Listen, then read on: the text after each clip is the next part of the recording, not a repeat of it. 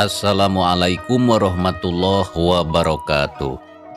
Sampurasun mitra-mitra kaum dangu anu dimana bae ayana, alhamdulillah kalayan kudrat ilahi robbi qadaratinu maha kawasa urang sadayana tiasa ditepang dangu deui sareng simkuring kang tile dina acara carita Sunda tanapi dongeng Sunda. Urang nuluykeun hanca carita anu katunda mitra masih dina judul gara-gara pelet anu mana ieu carita teh hasil buah karya atanapi karangan Amburos di Palihan Bandung. Kasugri para wargi dina jujutan hanca carita anu katunda pedaran kang tilek kasapih kuanci dina mangsa medarkeun kayaan si Asdur anu mana kiwari manehna ngawaro kanu jadi bapana nyaeta ngored di kebon kopi eta hanca teh nya. Kumaha tu mitra lajenganana ieu carita sumangga langkung paos sanama urang sami-sami bandungan deui ku sadayana.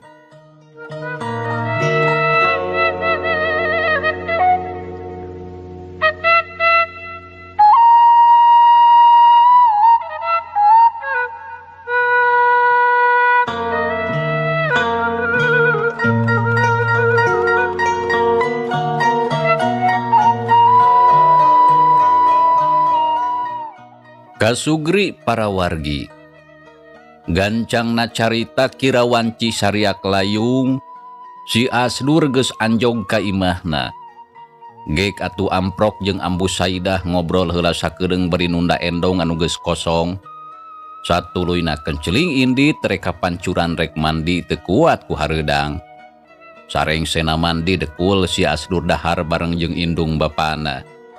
Sanggeus narengse sup ka kamar goledag gedeng dina pangsarean. Sakujur awak karasa meuni nyereri da puguh tara biasa barang gawe anu berat. Samalah sukuna karasa rincug balas bulak-balik lempang nyorang jalan anu cukup jauh. Aduh ripuh aing lamun sekudu barang gawe kawas kieu unggal poe. Leungeun urut tadi ngored meuni nyeri euy. Aduh, mangkaning isu kudu ini deui. Lamun henteu geus pasti si Abah bakal ngamuk. Kumaha ri Nyi Fitri? Kawasna moal henteu manehna ngalelentuk ke meureun ngadaguan aing tapi aing eueuh datang. Karunya oge ka manehna. Tapi kumaha lamun ayeuna tepungan kitu ku aing? Kawasna geus balik. Didatangan ka imahna haroreang panghijeung indungna. Tapi geus baelah urusan eta mah ulah waka dipikiran lantaran ayeuna mah aing teh tunduh jeung capek. Adena mah sareah ngumpulkeun tanaga keur poe isuk. Ceuk si Asdur terus nyanggigir malikana bilik. Repeureum teu lila geus hare tibra kerek meuni nyegrek. Kasugri para wargi cag urang tunda heula si Asdur anu harita keur sare.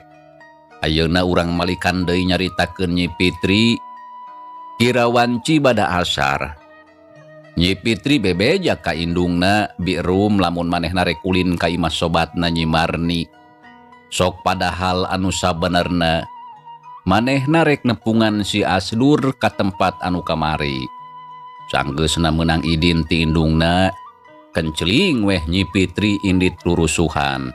Da pugu geus teu kuat hayang paamprok jonghok jeung si Asdur, anu rupa jeung tangtunganan teu weleh ngalangkang dina sawangan, asa ucang ange dina kongkolak mata.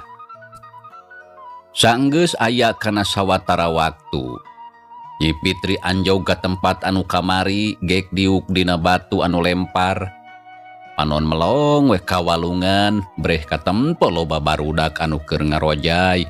Kituna teh bari jeung pating gorowok terus sareuseurean. Kalacat anu saurang kana luhur batu teu lila jeleng luncat gujubar kana cai, karelep teulem ka handap. Tapi teu lila geus mucung heul deui ka luhur, geus kitu jeleng deui anu saurang samalah harita terus diturutan ku nu sajena tuluy pating gara jeleng pilih genti bangun anu kalumbira. Ningali kitu Nyi Fitri seuri hatena mah kabita hayang nurutan. Aya ku resepnya jadi barudak. Bisa kokojayan di walungan. Aing oge hayang da lamun aya batur jeung teh era mah. Hayang nurutan. Ceuk Nyi Fitri ngomong sorangan bari angger neuteup ka walungan. Ret kabeh hilir breh katempo aya barudak 2 urang keur ngarangon domba. Aya kana sawatara waktu lilana Nyi Fitri diuk ngalelentuk dina luhur batu. Tapi si Asdur anu harita keur didaguan can katingali ringkang-ringkangna acan. Puguh atuh Nyi Fitri rada heran, lantaran poe kamari mah si Asdur wayah kitu teh geus datang. Ae nah ka mana ri Kang Asep? Geuning can aya datang. Nyi Fitri ngomong sorangan, panonna rarat reret kanu jauh ningalian si Asdur. Kang Asep, nah ka mana Kang teh can jol? Asa piraku lamun manehna poh deui. Heueuh da rarasaan mah geus paheut pasini kamari teh. Tapi sakitu geus rila di daguan taya mol-mol. Nah ka mananya Kang Asep teh? Jung Nyi Fitri nangtung tambah kesal tuluy leuleumpangan dina galengan. Teu karasa beuki lila kaayaan teh beuki maju kaburi tapi anu didaguan can aya keneh datang. Beunah ka mana Kang Asep? Ti tadi di daguan teh geuning taya datang.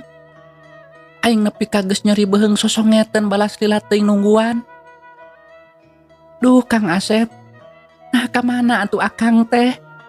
Ceuk Nyi Fitri sasambat ka si Asdur jajantung ratug hate deg-degan teu puguh rasa.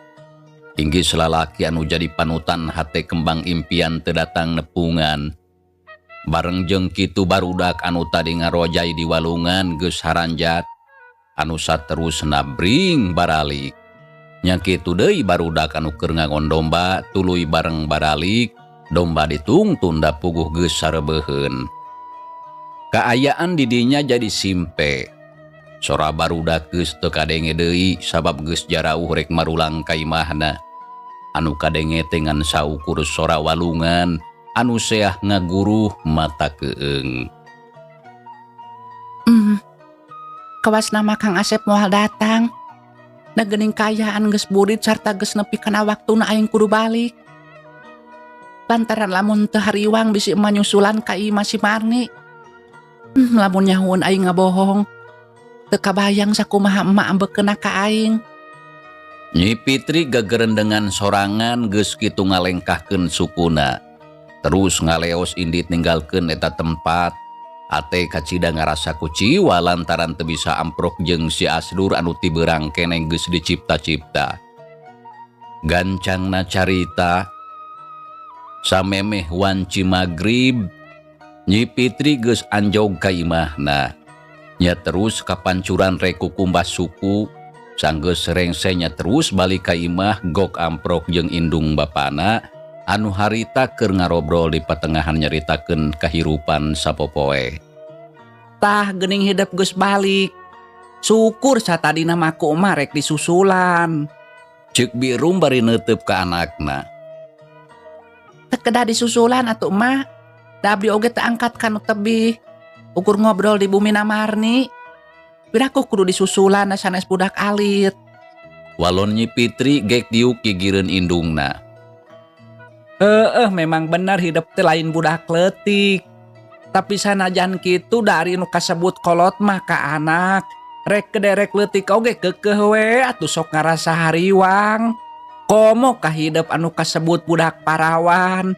Sarta ngabogaan rupa anu geulis anak mak teh. Ih mak teh palaur, inggis aya lalaki baragajul ngadeuketan ka hidup. Ceuk Bi Rum bari neuteup ka anakna. Ah mama, lalaki baragajul saha atuh anu nyaketan ka abdi. Make jeung saha ari Nyai. Eta anakna Bah Karet tah si Asdur. Apan kamari datang ka dieu teh eta teh tandana manehna rek ngadeuketan ka hidup. Da piraku ari rek ngadeuketan mak masih gana moal wanieun. Naha iraha si Asdur datang ka dieu? Tanya Mang Suminta bari rutret ka Nyi Pitri jeung bojona. Mangkukna 2 poe anu ka tukang. Nah rek naon cenah tarah-tarah ti sasari? Tanya Mang Suminta tetelepek lantaran hayang nyaho. Nyari ditanya ku kuring mah ngajawabna ukur ulin cenah. Tapi tekung silila balik. Sabab ku kami teu diwaro da taresep kami mah kanu kitu patut mah. Bisi heungke ngaheroan anak urang. Ih amit-amit teuing lamun seug kudu boga minantu ka manehna. Bararahayu di kami mah moal nari. Walon Bi Rum teu srikna bari jeung jajebris da puguh bakat ku ijin ka si Asdur. Ari Nyi Pitri ngadenge caritaan indungna kitu teh ukur jempe. Sedengkeun hate ngarasa sedih da puguh si Asdur teh ku ayeuna mah lalaki anu dipika cinta ku manehna. Ulah sok kitu teuing ari taun teh mana? Kumaha lamun sok kadenge ku batur?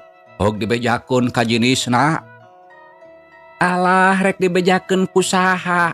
Dau anu nyaho. Yeuh mana? Sanajan teresep oge ulah kitu-kitu teuing. Komo make jeung nyebut amit-amit lamun boga minantu ka manehna.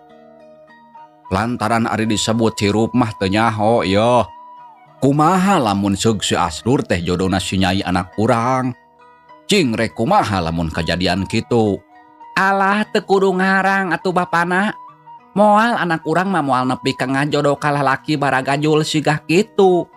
Memangna eueuh deui lalaki sejen. Tembal Bi Rum geus kitu ret ka anakna. Nyai, tong ngahulang wae atuh kop ka dinya geura. Tuang geus burit ieu teh. Engke bae mak. Abdi mah teu acan hoyong. Walon Nyi Pitri jung nangtung terus ngaleosup ka jero kamar.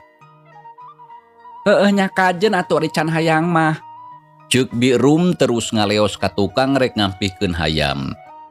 Mangsa alam harita teh beuki burit. Panon poe geus rek surup kana tempatna. Sabot kitu dur kadenge sora bedug magrib. Mang Suminta terus atuh ngaleos indit ngajugjug ka masjid. Kocapkeun peutingna harita teh kira wanci sareureut kolot. Nyi Pitri keur diuk di sisi ranjang sedengkeun indung jeung bapana wayah kitu teh geus tari brasare. Kang Asep, nah ka mana akang teh teu nempungan abdi? Beut asa piraku lamun akang geus poho kana janji urang kamari. Abdi teh sono ka akang. Sarta hayang paamprok jonghok jeung akang. Kudu kumaha atuh ari geus kieu? Ieu hate inget wae ka Kang Asep. Tuning teu bisa pisan dipapalerkeun. Kang Asep, ya abdi Kang. Kitu ceuk Nyi Pitri ngagerentes dina sajeroning hatena. Teu karasa curucur cipanon merbei ragragan masuhan pipi. Ku harita mitra, Nyi Pitri bener-bener inget ka si Asdur anu harita eueuh di dinya. Ate kekejotan ampir teu katahan. Nya lamun kongang mah sarta teu sieun ku indung jeung bapana. Nyi Pitri hayang ceurik jejeritan. Samalah lamun bisa jeung teu era. Manehna hayang tuluy indit ka imahna si Asdur lantaran geus teu kuat kusono hayang panggih jeung manehna. Anu teu weleh kapicam-cam beurang jeung peuting terus kokolebatan dina ciptaan. Mitra kaum dangu, Nyi Pitri ceurik inghak-inghakan. Tapi kitu oge lalaunan setengah ditahan. Da puguh sieun kadenge ku indung jeung bapana. Bluk nang kuban sirahna nyusup weh kana jero angel. Beuki lila kayaan beuki peuting. Di luareun imah jangkrik gaang caricang kasereang patembalan. Sakapeung kadenge sora manuk bueuk anu euteup dina dahan nangka. Sedengkeun kayaan langit peuting harita mah angkeup taya bentang anu tembong lantaran kahalangan ku mega hideung anu ngadingding sigarek turun hujan. Nya puguh kayaan di luar teh poek mongkleng meuni meredong teu kaciri curug-curug acan. Kasugri para wargi kocapkeun isukna. Subuh kene Nyi Pitri geus nyaring lantaran dihudangkeun ku indungna sangkan ngalaksanakeun salat subuh. Sareng sena salat terus indit katampian rek gegeroh jeung nyeusehan. Ari bierum jeung salakina harita keneh tuluy ari indit ka kebon lantaran bogahan cagarapeun. Kacaritakeun deui Nyi Pitri anu harita indit katampian. Barang jol kabeneran lowong sabab inditna isu keneh. Teu miceunaan waktu prak bae atuh barang gawe gegeroh jeung nyeusehan. Telila antarana geus rengse nya terus balik leungeun katuhu ngelek boboko dieusi ku parabot meunang ngubahan, leungeun kencak ngajingjing ember dieusi baju meunang nyeusehan. Nyi Pitri leumpangna salse pisan. Di tengah jalan gugok Pa Amprok jeung anu rek arindit ka cai. Leok mengkol kabelah kencak mapai jalan pilemburan rek balik ka imahna. Tapi sabot keur jongjon leumpang. Di kajauhan aya saurang jajaka anu keur ngagedig leumpang. Lengkahna panjang siga anu rusuh, tapi barang disidik-sidik tetela geuning eta jajaka teh si Asdur anu harita rek indit ka kebon nuluykeun pagaweana anu kamari. Barang ningali kitu nya puguh atuh Nyi Pitri bungah anu lain di kieuna. Tuluy leumpang gagancangan teu sakumaha lila gok pahareup-hareup. Reg duanana areureun bari silih pelong. Nyai mulih ti mana? Si Asdur miheula entumanya bari neuteup. Wangsul ti tampian, Kang. Pami akang bade angkat ka mana? Ceuk Nyi Pitri malik tumanya ka si Asdur anu keur ngajanteng nangtung hareupeun. Bari nyolendang endong dieusi ku sangu jeung cai keur nginum. Akang teh bade ka kebon, Nyai. Margi gaduhan capada melan. Oh, bade angkat ka kebon. Sumuhun, Nyai. Margi dipiwarang ku Abah. Kang Asep, kunaon kamari teu sumping? Apan urang teh parantos paheut bade pendak teh di tempat anu sami. Nah Kang tos silap? Tanya Nyi Pitri bari neuteup meuni anteb. Nyai hapunten Akang nya. Margi dinten kamari teu tiasa nepangan ka salira. Tapi Akang sanes silap. Mung bae Akang aya wagelan. Margi kupun bapa di piwarang ngored bon kopi. Ti enjing dugi kasonten tah kitu Nyai. Walon si Asdur mere keterangan anu sajujurna. Teras kumaha pamengke sonten, Kang? Nah urang tiasa pendak. Rupina mah moal tiasa Nyai. Teras iraha tu urang baris tiasa pendak deui, Kang. Kang Asep naha teu terang. Pami abdi teh teu tiasa saupami kedah patebi sareng Akang. Sami Nyai Akang oge teu tiasa tebi sareng salira. Teras kumaha tu urang teh, Kang? Kieu Nyai.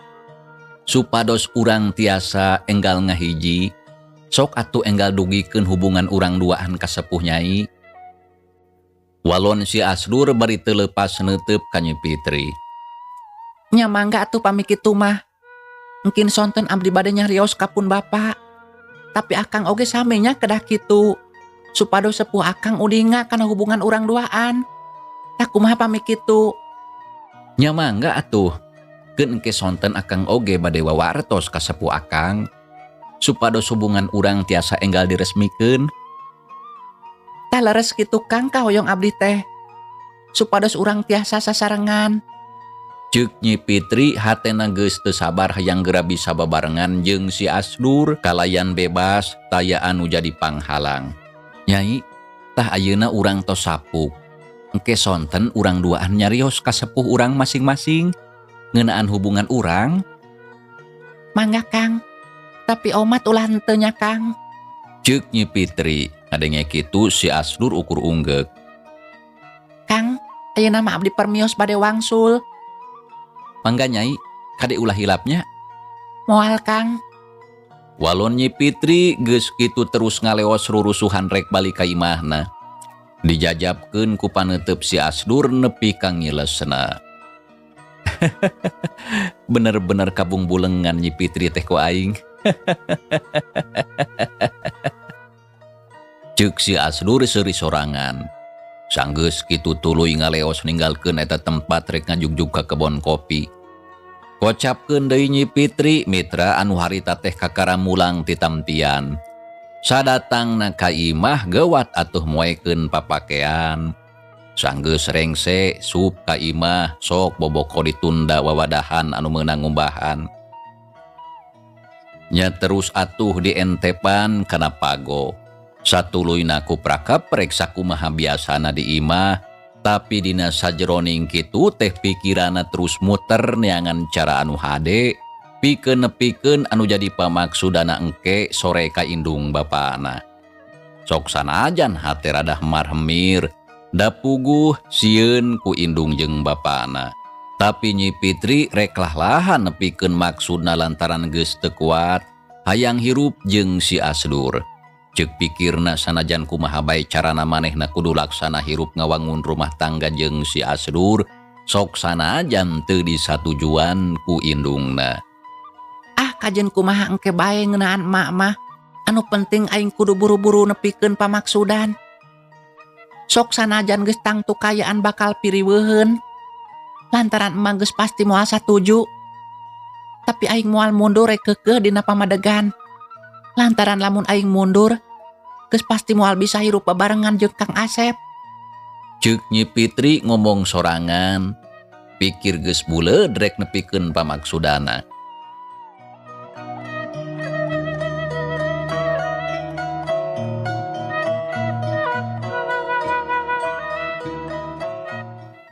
Gancangna carita urang kocapkeun kayaan harita geus sore.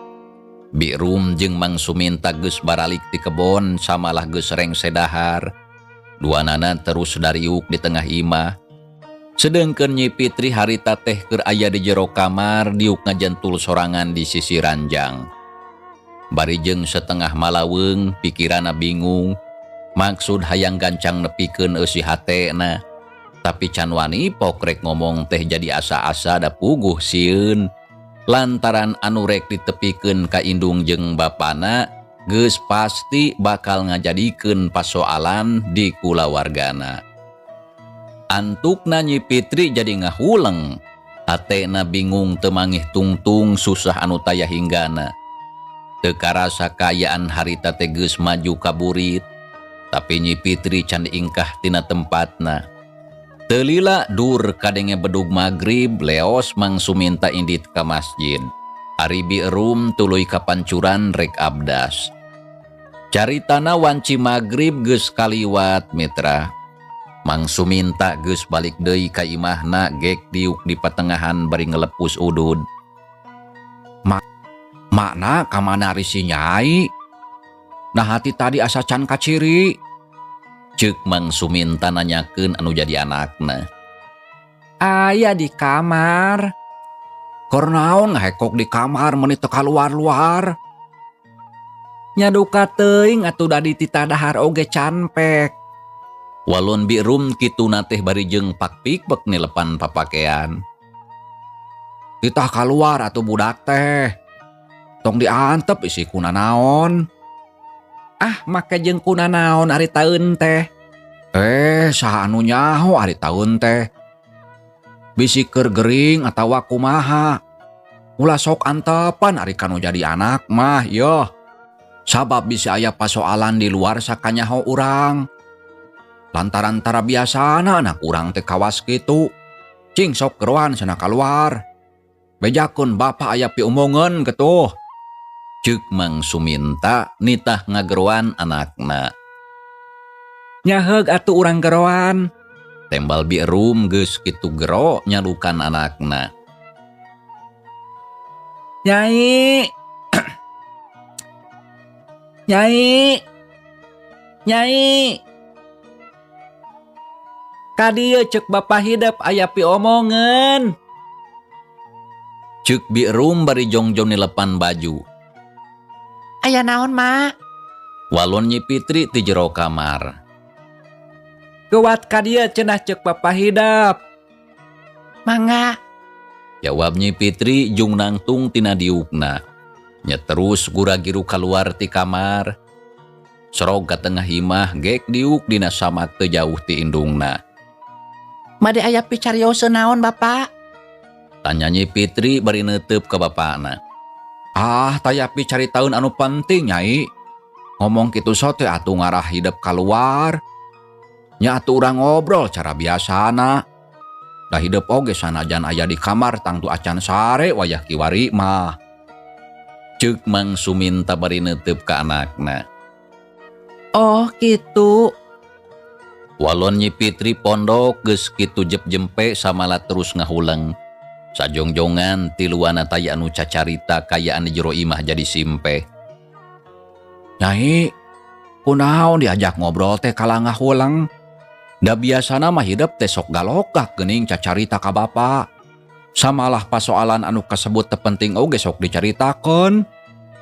Tanya Mang Suminta rada heran ku sikep anu jadi anakna. Nya, Nyai.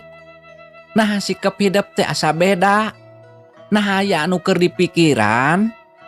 Ceuk Birum tumanya ka anakna. Sabab bener karasa sikap Nyi Fitri aya anu beda. Ditanya kitu ku indung jeung bapana. Nyi Fitri teu ngawalon samalah kalah ngeluk tungkul kawas anu keur bingung. Ningali sikap anakna sarupa kitu Mang Suminta jeung Birum tang tubai ngarasa heran. Nyai, naon anu keur dipikiran ku hidup teh? Cing pok caritakeun. Dah teu aya anu nuju diemutan, Bapak.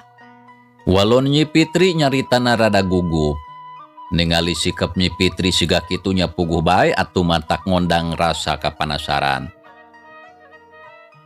Nyai, cing pok caritakeun anu sabenerna. Nah kunaon hidup teh? Birum tumanya deui. Sok baju anu keur ditilepan ditunda heula. Nya Nyai, hadena sok bruk-brak anu jadi kolot mah. Sarta ulah aya anu disumput-sumput. Dah lain kanu sejen atuh. Cacakna ka kolot hidup sorangan. Jadi teu kudu asa-asa. Pok nyarita nah kunaon hidup teh? Tanya Mang Suminta nyaritana Daria. Panonna neuteup ka anakna anu keur ngeluk tungkul teu beda jeung bueuk meunang mabuk. Nu mawi kieu. Ceuk Nyi Fitri asa-asa acan pok oge. Jajantungna geus ratug hate tagibur teu puguh rasa. Birum jeung Mang Suminta duanana marelong weh ka anakna. Ari kieu teh kieu kumaha, Nyai? Cing pok atuh tuluykeun. Nya Nyai, cing pok atuh tuluykeun ulah rek sapotong-sapotong ari nyarita teh. Ngarah ka harti ku bapa jeung ku indung hidup. Ceuk Mang Suminta hatena beuki ngarasa panasaran. Kieu Pak, kitu deui emak. Jawab Nyi Fitri samemeh ngomong nyela ngarenghap heula narik napas. Sok buru Nyai caritakeun. Meuni matak panasaran ieu teh. Ceuk Birum geus teu sabar hayang geura ngadenge naon anu rek ditepikeun ku nu jadi anakna. Sareta ceuk pikirna geus pasti aya pasoalan penting anu can kanyahoan ku manehna. Kusabab katingali anakna asa-asa teu wani blak-blakan terus terang. Kieu Bapak. Ma anu sabenerna mah abdi teh parantos sasarengan sareng Kang Asep di saung sawah. Tah kitu emak Bapak. Ceuk Nyi Fitri nyaritana langsung kana pokona sakumaha papatah ti si Asdur. Kek kumaha maksudna ieu teh? Tanya Mang Suminta bari neuteub seukeut ka anakna. Nya Nyai naon maksudna ieu teh? Bieu cikene cek hidup nyebutkeun geus babarengan jeung si Asep di saung. Nya kumaha maksudna eta teh? Jeung na deui babarengan jeung si Asep anu mana? Bi'rum tumanya paromana katara bangun anu kaget. Ieu mah, abdi teh tos sasarangan sareng Kang Asep putra Bakarta di saung. Tak kitu anu saleresna mah. Jawab Nyi Fitri nyaritana bari tungkul teu wani neuteup ka indung jeung bapana. Jadi hidup teh babarengan jeung si Asdur? Leres mah. Paduduaan di saung? Sumuhun paduduaan. Walon Nyi Fitri. Ngadenge jawaban kitu puguh atuh Bi'rum meuni sepa. Hate reuwas anu lain dikieuna. Sabab inggis anakna jeung si Asdur ngalakukeun pagawean anu teu munasabah. Red ka Mang Suminta salakina. Bapana kumaha ieu teh? Cenah anak urang babarengan jeung si Asdur. Buah-buah anak urang teh geus dikitu dikieu ku manehna. Dasar lalaki baragajul ucut burung teu uyahan. Buaya darat bapak kudu kumaha ari geus kieu? Kaya kieu mah geus pasti bakal wirang urang teh. Ceuk Bi'rum hatena geus teu bae boga sangkaan goreng. Keke heula mana? Sabar heula anan ulah sok wakariweuh teu puguh ari nanaon teh. Keun ku bapa rek ditanya heula. Nah babarengan kawas kumaha ieu teh anu sabenerna? Sabab sagala oge kudu jelas. Tembal Mang Suminta red ka anakna anu keur diuk hareupeun. Nyai, kumaha ieu teh? Cik jelaskeun ka bapa jeung ka mah hidap. Anu dimaksud geus babarengan teh babarengan kumaha? Sumuhun pokona mah tos sasarengan. Piraku bapa teu ngartos kana naon anu dimaksud ku abdi. Walon Nyi Fitri nyaritana sakumaha ceuk nurutkeun si Asdur. Tapi ari anu sabenerna mah manehna oge can pati ngarti kana maksudna. Da puguh Nyi Fitri teh masih kene polos. Ngan pedah we dititah nyarita kitu ku si Asdur jadi diturutkeun. Ngadenge jawaban kitunya puguh atuh indung jeung bapana nepi ka calangap. Beungeutna sarepa lantaran bakat kureuwas sareta sakedapan Mang Suminta teu bisa cacarita. Bapak! Aduh, cilaka ieu mah cilaka gede. Aduh, Gusti anu agung Amba Fitri ari sia eling atawa henteu? Ceuk Bi'rum teu asa-asa hiuk gaplok nampiling beungeut anakna. Aduh, nyeri mak. Ceuk Nyi Fitri muringis terus nyekelan pipi anu karasa nyeri jeung peureus. Pek rasakeun sa Fitri. Bongan kalakuan teh beut siga anu teu dididik ku kolot teh. Kunaon sia teh hayang ngawiwirang ka aing? Bi'rum nafsu ukur sakilat dan paleungeun ngalayang rek nampiling deui anakna. Hiuk kep ku Mang Suminta gancang ditewak. Arum ke heula anan. Tong waka buru-buru nafsu ari nanaon teh yoh. Tong kaburu nafsu kumaha Kang Minta? Nah teu kadenge caritaan si Fitri anu bieu. Geus pasti ieu mah wiwirang. Wiwirang di kolong catang piraku Kang Minta teu ngarti. Naon anu dimaksud babarengan di saung? Ngarti bapak oge. Tapi ke heulaanan ulah sok wakariweuh teu puguh ari nanaon teh. Komo bari jeung main kasar mah. Geus repehkeun ku akang rek ditanya deui ngarah leuwih jentre. Ceuk Mang Suminta geus kitu red kanu jadi anakna. Nyai, jawab anu jujur. Naha nya hidup teh geus babarengan paduduaan jeung si Asdur? Pok jawab lantaran bapak kudu meunang kapastian. Tanya Mang Suminta panon mureleng ka anakna. Laras bapak.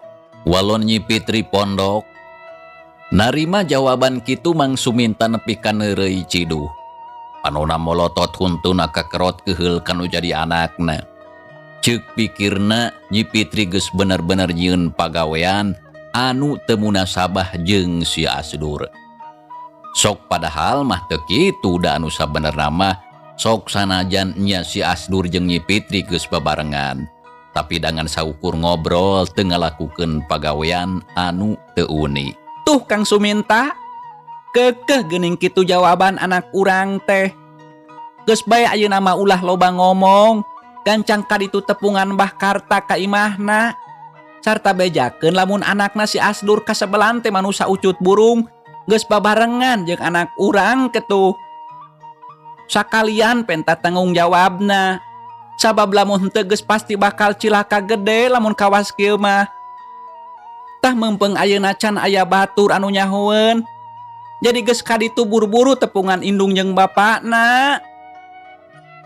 Ceuk Birum nita sangkan salakina nepungan Mbah Karta ka imahna. Bener Rum eta caritaan teh. Tah ayeuna keneh akang rek indit ka imah Mbah Karta. Sarta rek nanyakeun kajadian naon anu sabenerna. Kang Suminta mawa bedog Kang. Bedog keur naon Rum? Ih, ari akang make keur naon. Bisi si Asdur manehna embung tanggung jawab. Tong loba carita tarok we tarangna ku bedog tuman. Ceuk Birum nyaritana tandas. Nitah narok tarang si Asdur mitra. Nya lamun manehna teu daek tanggung jawab kana perbuatanna. Kitu ceuk pikirna da puguh keur nafsu mitra. Alah mitra, cageula ieu carita urang tunda heula. Insyaallah in urang lajengkeun deui. Atur nuhun mitra kana naon rupi paratosana. Wilujeng kantun. Wassalamualaikum warahmatullahi wabarakatuh.